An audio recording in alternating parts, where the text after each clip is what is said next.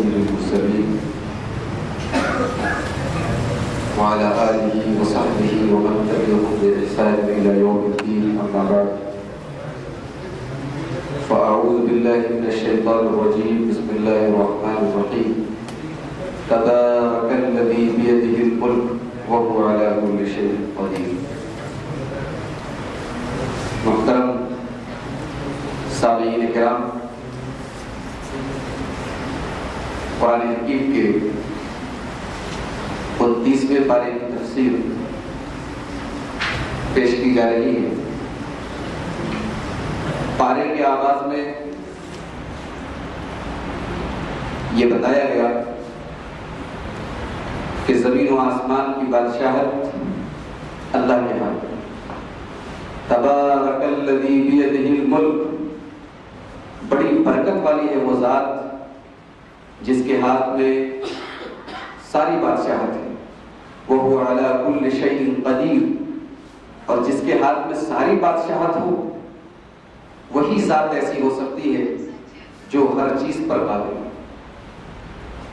اس کے بعد فرمایا کہ الذی خلق الموت، اللہ ہی کی ذات ہے جس نے موت کو پیدا کیا، والحیات، اور زندگی کو پیدا کیا. اس سے دو باتیں ثابت ہیں. پہلی بات تو یہ کہ موت بھی اللہ کی ایک مخلوق ہے. موت کو بھی اللہ نے پیدا کیا. اب جب موت پیدا ہوئی ہے اور جتنی چیزیں پیدا ہوئی ہیں سب کو فنا ہونا ہے، تو موت کو بھی ایک دن مرنا ہے.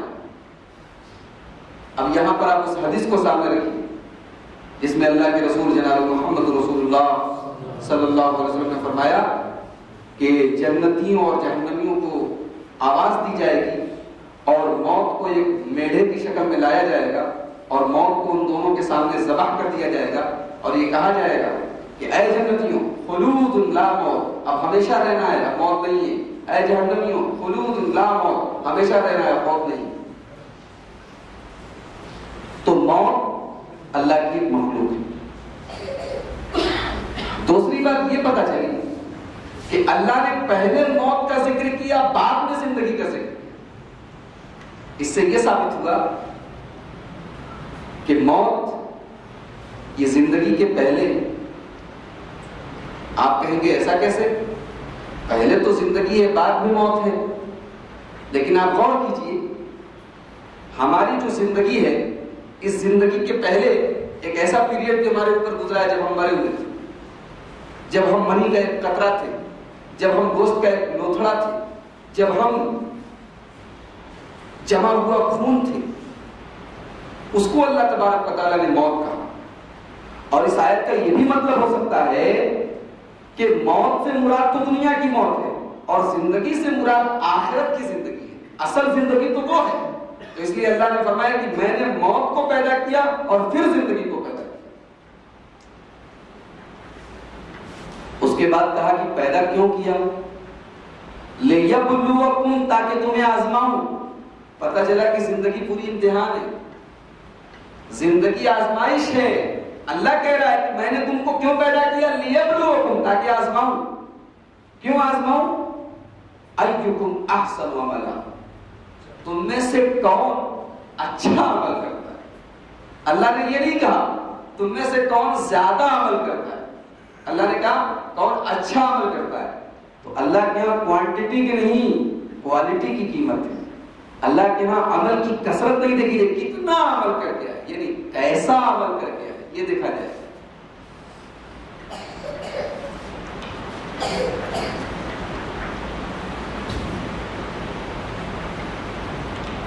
اس کے بعد یہ بتایا گیا کہ ہم نے جو نبی تم کو دیا اس کا کریکٹر بہت اچھا. فرمایا وَإِنَّكَ لَعَلَىٰ خُلُقٍ عَظِيمٍ، اے نبی آپ کی اخلاق بہت بلند تھے. ہمارے نبی کے اخلاق کیسے تھے؟ حضرت عائشہ رضی اللہ تعالیٰ عنہ سے پوچھا گیا کہ کیف کان خلق رسول اللہ صلی اللہ علیہ وسلم، اللہ کے رسول کا اخلاق کیسا تھا؟ تو انہوں نے کہا کہ کیا تم نے قرآن نہیں پڑھا؟ کان خلقہ القرآن، اللہ کے رسول کا اخلاق قرآن تھا. قرآن کو پڑھو. قرآن جن اخلاق کی طرف بلاتا ہے، جن اخلاق کی تعلیم دیتا ہے، وہ جناب محمد رسول اللہ صلی اللہ علیہ وسلم کے اندر پورے طریقے سے پائے جاتے ہیں۔ حضرت انس کہتے ہیں کہ میں نے 10 سال اللہ کے رسول کی خدمت کی، 10 سال تک کبھی اللہ کے رسول نے مجھے مارا نہیں، کبھی ڈانٹا نہیں، کبھی کسی کام پر سزا نہیں دی، اور کبھی ایسا نہیں ہوا کہ میں نے کوئی کام کیا اور اللہ کے رسول نے فرمایا کہ کیوں کیا، اور کبھی ایسا نہیں ہوا کہ میں نے کوئی کام نہیں کیا تو اللہ کے رسول نے فرمایا کہ کیوں نہیں کیا۔ 10 سال کی مدت کوئی چھوٹی نہیں ہوتی۔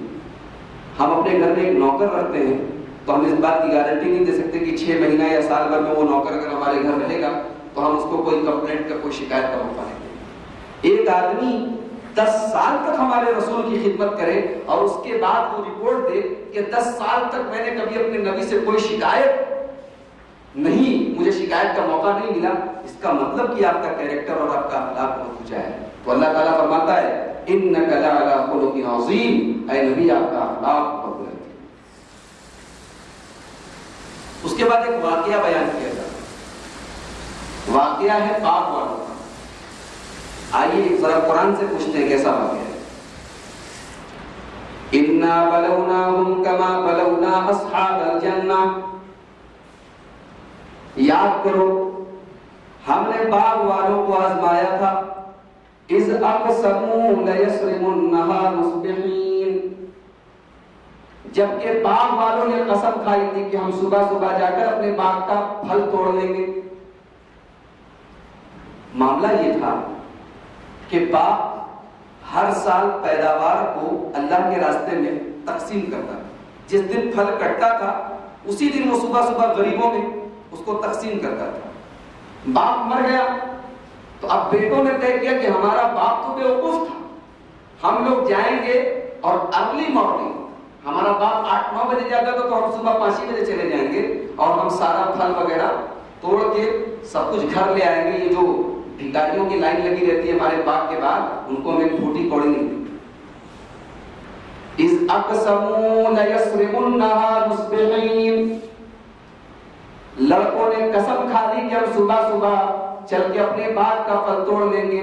فَانْطَلَقُوا وَهُمْ يَتَخَافَتُونَ، سارے کے سارے بھائی گھر سے چلے آپس میں مشورہ کرتے ہوئے، اللہ يَدْخُلَنَّهَا الْيَوْمَ عَلَيْكُمْ مِسْكِينٌ، کہ آج خبردار کوئی مسکین، کوئی غریب ہمارے گھر میں آنے نہ پائے۔ لیکن جب اپنے باغ میں پہنچے، باغ کی حالت دیکھی، فَلَمَّا رَأَوْهَا قَالُوا إِنَّا لَضَالُّونَ، جب اپنے باغ کی حالت دیکھی تو ان بھائیوں نے کہا لگتا ہے کہ ہم راستہ بھٹک گئے، لگتا ہے کہ کسی دوسرے کے باغ میں آ گئے، کیونکہ سارا باغ جو تھا تہس نہس تھا، پورا باغ جل کے راکھ ہو چکا تھا، ایک پھل موجود نہیں تھا، تو سب ایک دم ہکا بکا رہ گئے، لگ رہا ہے کہ ہم غلط باغ میں آ گئے۔ تو ایک بھائی نے کہا نہیں، ہم نے راستہ نہیں بھولا ہے، یہ باغ ہمارا ہی ہے، بل نحن محرومون، بلکہ ہماری قسمت ہی خراب ہے۔ تب ان میں سے بڑے بھائی نے کہا قال اوسطهم الم اقل لكم لولا تسبحون، کیا میں نے تم سے یہ نہیں کہا تھا کہ یہ طریقہ تمہارا غلط ہے، تم کو اللہ کی تسبیح بیان کرنی چاہیے، اللہ کی بڑائی بیان کرنی چاہیے۔ اس سے یہ معلوم ہوا کہ اگر ہم یہ چاہتے ہیں کہ ہمارا باغ ہمیشہ آباد رہے، ہمارا کاروبار ترقی پر رہے، ہماری دکان چلتی رہے، تو ہم اللہ کی بڑائی بیان کریں۔ جس دن ہم نے اللہ کی تسبیح بیان کرنا چھوڑ دیا اس دن ہمارے باغ برباد ہو جائے گا، دکان ہماری تہس نہس ہو جائے گا۔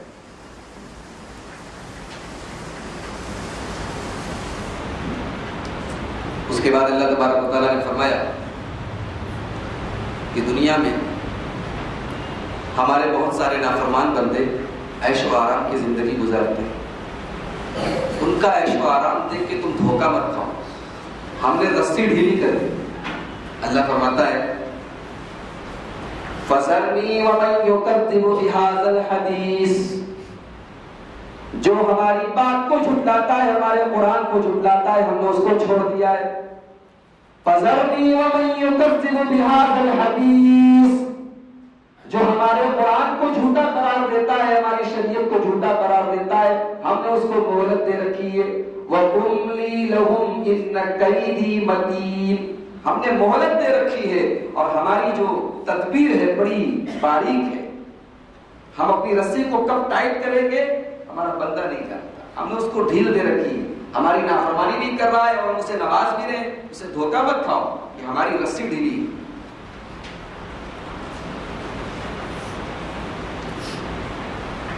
اس کے بعد قیامت کے دن کا منظر بتایا جا رہا ہے۔ یومئذ تعرضون لا تخفی منکم خافیہ، قیامت کے دن انسان کا کوئی عمل اللہ تبارک و تعالیٰ سے چھپ نہیں سکتا۔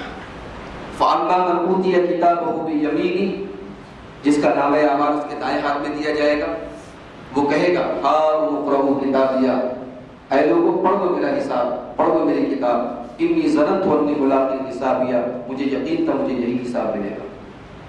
اس کے بعد اللہ تبارک و تعالیٰ بائیں ہاتھ والوں کا ذکر کرتا ہے اور بائیں ہاتھ والوں کو جو عذاب ملے گا اس کا ذکر کرتا ہے۔ اس کے بعد اللہ تبارک و تعالیٰ کہتا ہے کہ میرا نبی جادوگر نہیں، ولا بقول کاہن، میرے نبی کو جادوگر کہنے والوں، میرا نبی کوئی کاہن، جادوگر، جیوتشی، بھوشیہ وانی کرنے والا نہیں ہے۔ قلیلا ما تذکرون، بلکہ سچ بات تو یہ ہے کہ تمہارا دماغ، تمہارا دل یہ نصیحت کو بولنے کا۔ ولا بقول شاعر، اور میرا نبی شاعر بھی نہیں ہے۔ اچھا، نبی جادوگر بھی نہیں ہے، نبی شاعر بھی نہیں، تو نبی ہے کیا؟ تنزیل من رب العالمین، میرا نبی جو کچھ بولتا ہے اللہ تبارک و تعالیٰ کی طرف سے نازل کیا ہے۔ اب یہاں پر ایک سوال پیدا ہوتا ہے کہ اگر اللہ کے نبی اپنی مرضی سے کوئی بات قرآن میں ایڈ کر دیں تو اس کو پکڑا کیسے جائے؟ کیا ایسا پاسبل ہے کہ اللہ کے رسول قرآن کی کسی آیت میں اپنی طرف سے کوئی بات ایڈ کر دیں؟ تو اللہ نے اس کو ناممکن قرار دیتے ہوئے کہا کہ وَلَوْ تَقَوَّلَ عَلَيْنَا بَعْضَ الْأَقَاوِيلِ لَأَخَذْنَا مِنْهُ بِالْيَمِينِ ثُمَّ لَقَطَعْنَا مِنْهُ الْوَتِينَ، اگر میرا نبی اپنی مرضی سے کوئی ایک بات بھی بولے گا تو ہم اپنی نبی کی شہ رگ کاٹ دیں گے۔ کیا انداز ہے، اتنا خطرناک انداز ہے۔ یعنی یہ بھی کہا جا سکتا تھا کہ میرا نبی اپنی مرضی سے کچھ نہیں بولتا، لیکن کہا جا رہا ہے کہ اگر میرا نبی شریعت کے معاملے میں اپنی طرف سے کوئی بات بولے گا تو ہم اس کی شہ رگ کاٹ دیں گے۔ اتنا سخت انداز کیوں اپنایا؟ یہ بتانے کے لیے کہ میرے نبی پر کوئی ڈاؤٹ مت کرے، میرے نبی کی ایک بات بھی اس کی اپنی بات نہیں، وہ ایک بات بھی اگر اپنی ملائے گا تو ہم اس کی جان لے لیں، ہم اس کی شہ رگ کاٹ دیں۔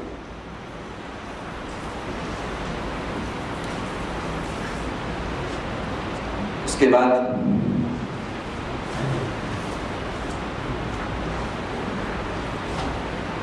کچھ صفات بتائی، مومنوں کی کچھ صفات بتائی۔ فرمایا الا المصلین، مومن کون لوگ ہوتے ہیں؟ جو نمازی ہوتے ہیں۔ کیسے نمازی؟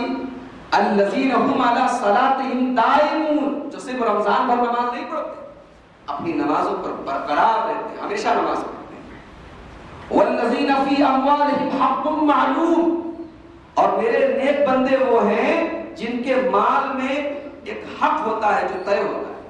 کیا مطلب؟ یعنی وہ ہر سال اپنے مال میں طے کر دیتے ہیں کہ اتنی رقم زکات کے لیے، وہ اندازے سے زکات نہیں دیتے کہ چلو اتنی بنتی اتنی دے دیا، ان کے مال میں ایک حصہ بنا رہتا ہے، ایک طے رہتا ہے، ایک فکسڈ اماؤنٹ رہتا ہے کہ اتنا مجھے زکات دینا ہے۔ کس کو دیتے ہیں؟ للسائل والمحروم، غریبوں، مانگنے والوں، جن کے پاس نہیں ہے اس کو دیتے۔ والذین یصدقون بیوم الدین، اور میرے نیک بندے وہ ہیں جو قیامت کے دن کو مانتے ہیں، قیامت کے دن کو سچ جانتے ہیں۔ والذین هم لفروجہم حافظون، اور میرے نیک بندے وہ ہیں جو اپنی شرمگاہوں کی حفاظت کرتے ہیں۔ الا علی ازواجہم او ما ملکت ایمانہم فانہم غیر ملومین، ہاں اپنی بیویوں کے لیے ان کی شرمگاہیں حلال ہیں، اپنی لوڈیوں کے لیے حلال ہے، وہ اپنی بیویوں کے ساتھ اس کو استعمال کرتے ہیں۔ فمن ابتغى وراء ذلك فاولئک هم العادون. اس کو چھوڑ کے کہیں اور اگر وہ اپنی شہوت کو استعمال کریں گے تو یہ حد سے تجاوز ہوگا. اس سے معلوم ہوا کہ ہینڈ پریکٹس بھی حرام ہے. انسان اپنے مادہ منویہ کو اپنے ہاتھ سے گرا دے یہ بھی حرام ہے. اللہ نے فرمایا اس کے علاوہ جتنی شکلیں ہیں سب حد سے تجاوز. والذین هم لاماناتهم وعهدهم راعون. اور میرے نیک بندے وہ ہیں جو اپنی امانت کو اور اپنے وعدے کو پورا کرتے ہیں. یہ صفات اگر کسی کے اندر ہو تو اللہ فرماتا ہے وہ گناہ نہیں. اس کے بعد بتایا گیا کہ حضرت نوح علیہ السلام 950 سال تک اپنی قوم کو سمجھاتے رہے لیکن قوم کا جواب کیا تھا؟ حضرت نوح علیہ السلام اللہ سے کہتے ہیں قال رب انی دعوت قومی لیلا ونہارا. اے اللہ میں نے اپنی قوم کو دن رات دعوت دی, دن رات اللہ تیری طرف بلایا. فلم یزدہم دعائی الا فرارا. اے اللہ میری قوم نے دن رات میری تبلیغ کے باوجود میری بات کو نہیں سنا بلکہ وہ بھاگ رہے تھے. میری بات کو سن کر وہ دوڑ کر بھاگ رہے تھے. وَإِنِّي كُلَّمَا دَعَوْتُهُمْ لِتَغْفِرَ لَهُمْ. اور اے اللہ میں نے جب بھی اپنی قوم کو بلایا کہ اے میری قوم کے لوگوں مجھے رسول مان لو, اللہ تبارک و تعالیٰ تمہیں بخش دے گا. جَعَلُوا أَصَابِعَهُمْ فِي آذَانِهِمْ. تو میری قوم کے لوگوں نے اپنے کانوں میں انگلی ڈال دی. وَاسْتَغْشَوْا ثِيَابَهُمْ. اور اپنے کپڑے جھاڑ کے بھاگنے لگے کہ اے نوح ہمیں تیری بات ہی نہیں سننا ہے. ایسا بھی ہو سکتا ہے. دعوت دینے والا مبلغ دائی اس کو مایوس نہیں ہونا چاہیے. اس کے لیے عبرت ہے کہ اللہ کے اتنے جلیل القدر پیغمبر ہیں, بڑے پیار سے سمجھا رہے ہیں لیکن سامنے والا سن نہیں رہا ہے, کان میں انگلی ڈال کے بھاگ رہا ہے. پھر حضرت نوح علیہ السلام تھوڑا چمکار کے تھوڑا پیار سے کہتے ہیں فَقُلْتُ اسْتَغْفِرُوا رَبَّكُمْ إِنَّهُ كَانَ غَفَّارًا. اے میری قوم کے لوگوں اپنے گناہوں سے اللہ تبارک و تعالیٰ سے استغفار مانگ لو, اللہ تبارک و تعالیٰ سے مغفرت مانگ لو, استغفار کر لو. انہو کان غفارا. اس لیے کہ اللہ تبارک و تعالیٰ بہت زیادہ گناہوں کو بخشنے والا, معاف کرنے والا ہے. جب تم اللہ سے اپنے گناہوں کی معافی مانگو گے یرسل السماء علیکم مدرارا. تو اللہ تبارک و تعالیٰ تمہارے اوپر آسمان سے بارش نازل فرمائے گا. وَيُمْدِدُكُمْ بِأَمْوَالٍ وَبَنِينَ. مال کی بھی تمہارے پاس کمی نہ ہوگی, اولاد کی بھی تمہارے پاس کمی نہ ہوگی. وَيَجْعَلْ لَكُمْ جَنَّاتٍ وَيَجْعَلْ لَكُمْ أَنْهَارًا. اور تمہارے باغیچے میں تمہاری کھیتیوں میں اناج کی بھی کمی نہ ہوگی, پانی کی بھی کمی نہ ہوگی. امام حسن بصری کے پاس ایک آدمی آیا, بولا امام صاحب بیٹا نہیں ہو رہا ہے. بولے جاؤ استغفار کرو. دوسرا آدمی آیا, بولے امام صاحب میرے گاؤں میں بارش نہیں ہوتی. بولے جاؤ استغفار کرو. تیسرا آدمی آیا, بولا کاروبار میں بڑی دقت ہے, دکان نہیں چل رہی. جاؤ استغفار کرو. چوتھا آدمی آیا, بولا میرے باغ میں پھل نہیں پیدا ہو رہا ہے, باغ بالکل ویران ہو گیا ہے. کہا جاؤ استغفار کرو. امام حسن بصری کی ایک شاگرد بیٹھے تھے, بولے کیا بات ہے, جو آ رہا ہے آپ ایک ہی بات کہہ رہے استغفار کرو استغفار کرو استغفار. بولے میں اپنی طرف سے نہیں بول رہا ہوں, قرآن سے بول رہا ہوں, قرآن کہہ رہا ہے. نوح علیہ السلام نے اپنی قوم سے کیا کہا تھا؟ اللہ سے استغفار کرو, مغفرت طلب کرو, اللہ بارش بھی دے گا, اولاد بھی دے گا, باغ میں پھل بھی دے گا اور روزی بھی دے گا. سب کچھ اللہ تبارک و تعالیٰ. استغفار. اس کے بعد یہ بتایا گیا کہ اللہ کے رسول صلی اللہ علیہ وسلم بھی مختار کل نہیں. اگر کوئی یہ عقیدہ رکھے کہ اللہ کے رسول کو ہر چیز کا اختیار ہے, ہر چیز کا پاور ہے, تو غلط ہے. اللہ نے اپنے نبی سے کہلوایا ہے, نبی کہہ دو قل انما ادعو ربی ولا اشرک بہ احدا. اے نبی آپ کہہ دیجئے کہ میں اپنے رب کو پکارتا ہوں اور میں اپنے رب کے ساتھ کسی کو شریک نہیں کرتا. قل انی لا املک لکم ضرا ولا رشدا.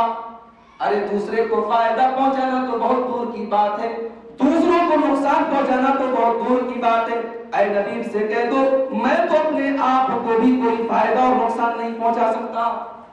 قل لن یجیرنی من اللہ احد، اے نبی سے کہہ دو کہ اگر اللہ تبارک و تعالیٰ مجھے کوئی تکلیف پہنچانا چاہے، کسی مصیبت میں ڈالنا چاہے تو کوئی مجھے بچا بھی نہیں سکتا۔ قرآن کتنا کھلا انداز میں کہہ رہا ہے، اب اس کے بعد بھی کوئی یہ سمجھے کہ اللہ کے رسول اس کو مصیبتوں سے بچا لیں گے، پریشانیوں سے نجات دے دیں گے، تو اس سے کھلا ہوا شرک اور اس سے کھلا ہوا قرآن کی خلاف ورزی، اس سے کھلی ہوئی خلاف ورزی کیا ہوگی؟ اس کے بعد یہ بتایا گیا کہ انسان یہ کہتا ہے کہ مرنے کے بعد دوبارہ کیسے زندہ کیا جائے، تو اللہ نے کہا تیری پوری باڈی کو تو ہم دوبارہ زندہ کریں گے ہی، تیرے فنگر پرنٹس بھی تیرے ہی ہوں۔ اللہ فرماتا ہے اَيَحْسَبُ الْإِنسَانُ أَن لَّن نَّجْمَعَ عِظَامَهُ، انسان یہ کہتا ہے کہ کیا مرنے کے بعد اللہ تبارک و تعالیٰ مٹی کے اندر سے جب میری ہڈیاں بھی مٹی کے اندر سڑ گل جائیں گی تو کیسے اللہ تبارک و تعالیٰ مجھے دوبارہ زندہ کرے گا؟ بلا اے انسان کیوں نہیں، ہم تجھے دوبارہ پیدا کریں گے، بلا تجھے دوبارہ ہم اٹھائیں گے، قادرین علی ان نصوی بنانا، ارے تیری باڈی کی تیرے جسم کی تو بہت دور کی بات ہے، ہم تیری انگلیوں کے پوروں کے نشان بھی تیرے ہی لوٹائیں گے۔ سائنس نے 100 سال پہلے اس بات کی تصدیق کی کہ ہر آدمی کا فنگر پرنٹ دوسرے سے الگ ہے۔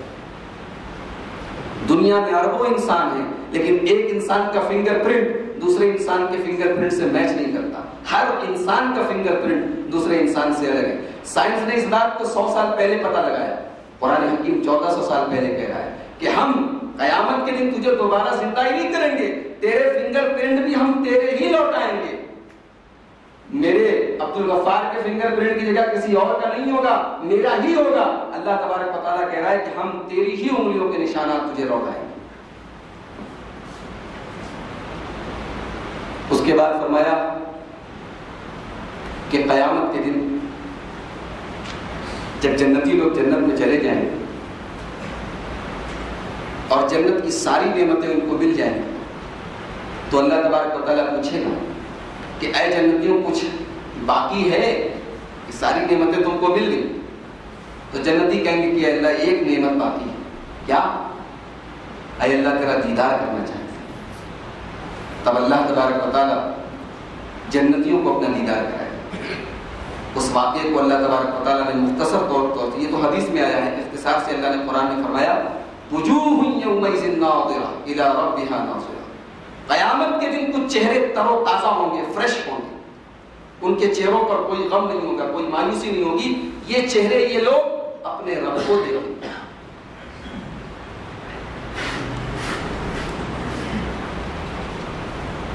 اس کے بعد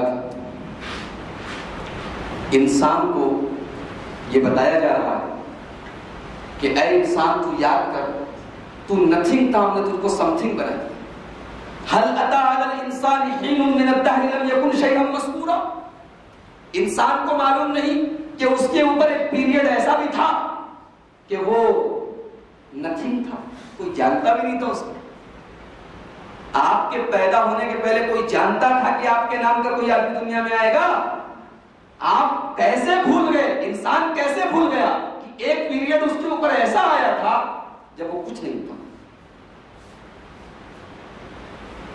هل أتى على الإنسان حين من الدهر لم يكن شيئا مذكورا إنا خلقنا الإنسان من نطفة أمشاج، ہم نے انسان کو مرد و عورت کے ملے جلے نطفے سے پیدا کیا۔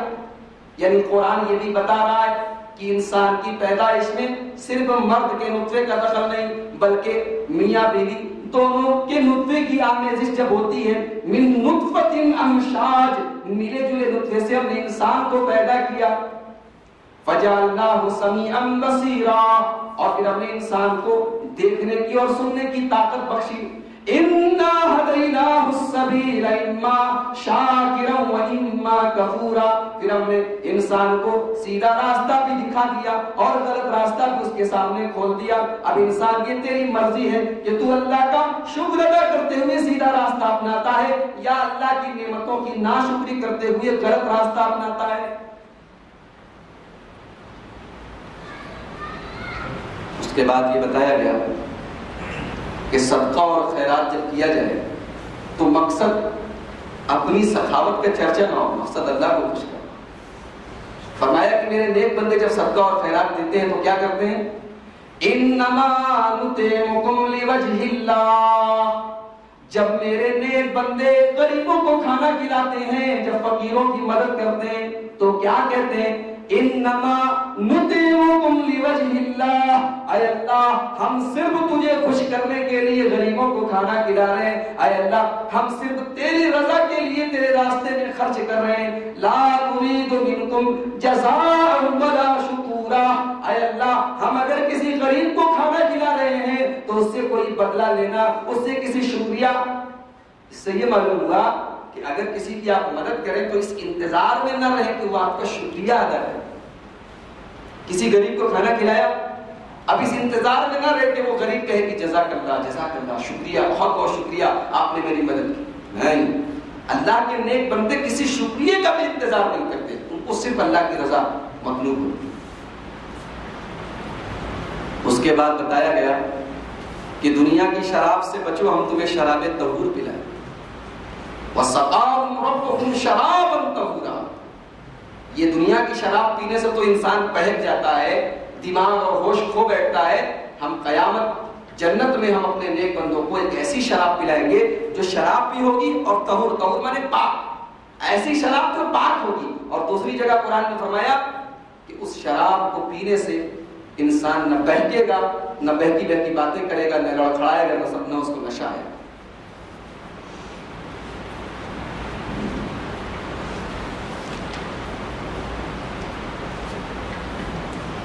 اس کے بعد یہ بتایا گیا کہ ہم نے زمین کو سمیٹنے والا بنایا. الم نجعل الارض کفاتا. کیا ہم نے زمین کو سمیٹنے والا نہیں بنایا؟ احیاء و امواتا. یہ زمین زندوں کو بھی سمیٹ لے گی اور مردوں کو بھی سمیٹ لے گی. اس میں اشارہ ہے اس بات کی طرف کہ جیسے ماں کے پیٹ میں بچہ جب رہتا ہے تو ایک دن ڈلیوری ہوتی ہے اور بچہ باہر نکلتا ہے، ایسے ہی جب آپ اپنے مردے کو دفنا دیتے ہیں تو زمین اس کو سمیٹ لیتی ہے، زمین کا حمل ٹھہر جاتا ہے، زمین پریگننٹ ہو جاتی ہے. تو جیسے ہر پریگننٹ عورت ایک دن ڈلیوری کرتی ہے، ایک دن بچہ پیدا ہوتا ہے، ایسے ہی زمین نے جتنی مردوں اور زندوں کو اپنے اندر سمیٹا ہے، زمین ایک دن ان سب کو باہر نکال دے گی. اور وہ دن کون سا دن ہوگا؟ وہ قیامت کا دن ہوگا. اذا زلزلت الارض زلزالها واخرجت الارض اثقالها. سورہ زلزال میں اللہ نے فرمایا 30ویں پارے میں کہ وہ قیامت کا دن. تو یہ تھی 29ویں پارے کی تفسیر. انشاءاللہ کل 30ویں پارے کی اور آخری تفسیر آپ کے سامنے پیش کی جائے گی. اللہ تبارک و تعالیٰ سے دعا ہے رب العالمین ہم سب کو قرآن کریم کو سننے، سمجھنے، غور کرنے اور اس پر عمل کرنے کی توفیق عطا فرمائے. آمین. وآخر دعوانا الحمدللہ.